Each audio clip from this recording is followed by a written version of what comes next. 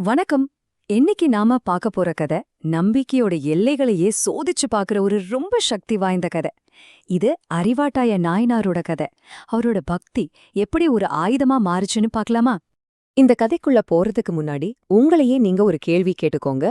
நீங்க நம்புற ஒரு விஷயத்துக்காக உங்களால எவ்ளோ தூரம் போக முடியும்? உங்க நம்பிக்கையோட பலம் எங்க முடியுது, எங்க சுய அழிவு அதாவது செல்ஃப் டிஸ்ட்ரக்ஷன் ஆரம்பிக்குது? சரி, இந்த யோசனையோடையே வாங்க தாயனாரோட உலகத்துக்குள்ள போவோம். சோதனைகள் எல்லாம் வர்றதுக்கு முன்னாடி தாய்னாரோட வாழ்க்கை எப்படி இருந்துச்சு தெரியுமா? சொல்லப்போனா அது ஒரு பெர்ஃபெக்ட் லைஃப். அமைதி, செல்வம், அப்புறம் ஆழமான பக்தி, இது எல்லாம் நிறைஞ்ச ஒரு இலட்சிய வாழ்க்கை.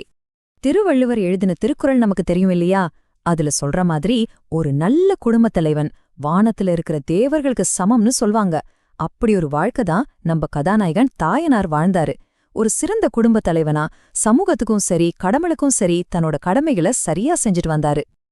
அவர் கண்ணமங்கலங்கிற ஊர்ல வாழ்ந்த ஒரு பெரிய பணக்காரர். ஆனா அவரோட பணம் அவருக்கு அடையாளம் இல்ல. சிவபெருமான் மேல அவர் வச்சிருந்த அந்த அசைக்க முடியாத பக்தி இருக்குல்ல, அதுதான் அவரோட உண்மையான அடையாளம். தாயனாரோட ஒவ்வொரு நாளும் இந்த புனிதமான அர்ப்பணிப்பு சுத்தி தான் இருந்துச்சு. இது சும்மா ஒரு சடங்கு கிடையாது. அதுதான் அவரோட மூச்சுக்காத்து, அவரோட வாழ்க்கையோட ஒரே நோக்கம்.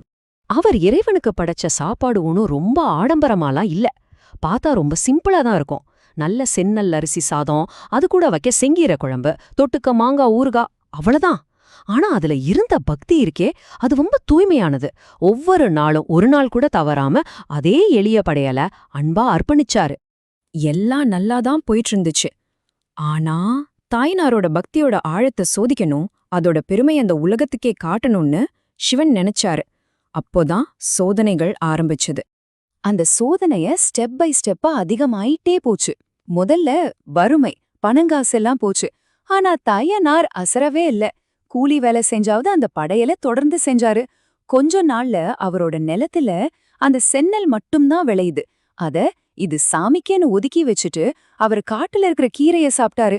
சீக்கிரமே அந்த கீரையும் காஞ்சு போயிடுச்சு. அப்போ அவர் மனம் தளராம வெறும் தண்ணி மட்டும் குடிச்சு விரதத்தை தொடர்ந்தாரு. எங்கதான் ஒரு ஆச்சரியமான விஷயம் நடக்குது.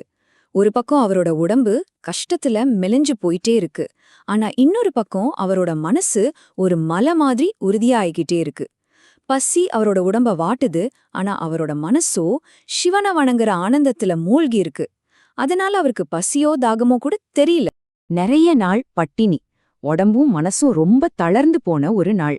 அன்னைக்கு ரொம்ப கஷ்டப்பட்டு தன்னோட மனைவியோட உதவியோட அந்த சாப்பாட கடவுளுக்காக எடுத்துட்டு போறாரு. அன்னிக்குதான் அவரோட பக்திக்கு ஃபைனல் எக்ஸாம். யோசிச்சு பாருங்க, எவ்ளோ நாள் பட்டினி, எவ்ளோ கஷ்டப்பட்டு கொண்டு வந்த அந்த படையல் தடுமாறி தரையில கொட்டிடுச்சு. அவ்வளவுதான், அவரோட அந்த புனிதமான கடமை தோத்து போச்சு. அந்த ஒரே செகண்ட்ல அவரோட உலகமே உடைஞ்சு சிதறி போச்சு. தாயனாரோட வேதனை அப்போதான் வெளிய வெடிக்குது.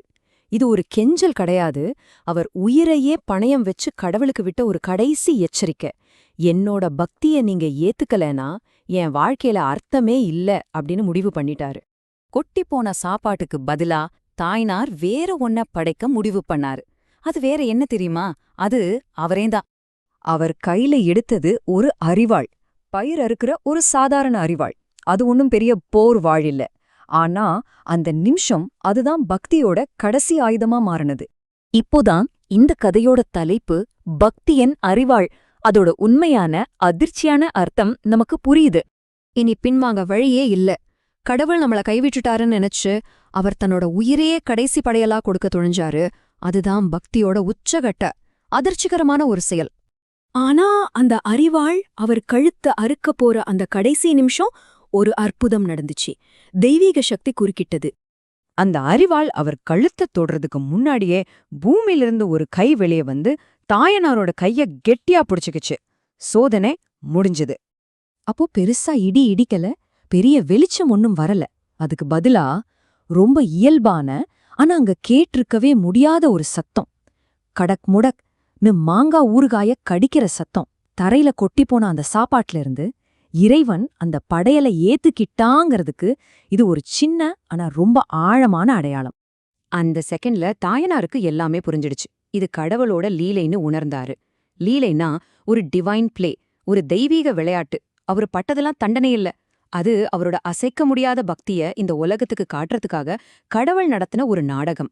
சிவனும் பார்வதியும் அவர் முன்னாடி தோன்றி இந்த வரத்தை கொடுத்தாங்க. தாயனார் அவரோட சோதனையில ஜெயிச்சிட்டாரு. அவருக்கு கிடைச்ச பரிசு பேரானந்தமான மோக்ஷம். இந்த கதை நம்மள ஒரு ரொம்ப ஆழமான கேள்வியோட விட்டுட்டு போகுது. பக்திக்கும் சுயஅழிவுக்குமான அந்த மெல்லிய கோடு எங்க இருக்கு? ஒருத்தரோட நம்பிக்கை எப்போ அவங்கள உச்சத்துக்கு கொண்டு போகுது, எப்போ அதே நம்பிக்கை அவங்கள ஆபத்தோட விளிம்புக்கே தள்ளுது? இந்த கேள்விகளுக்கு சுலபமான பதில்கள் கிடையாது.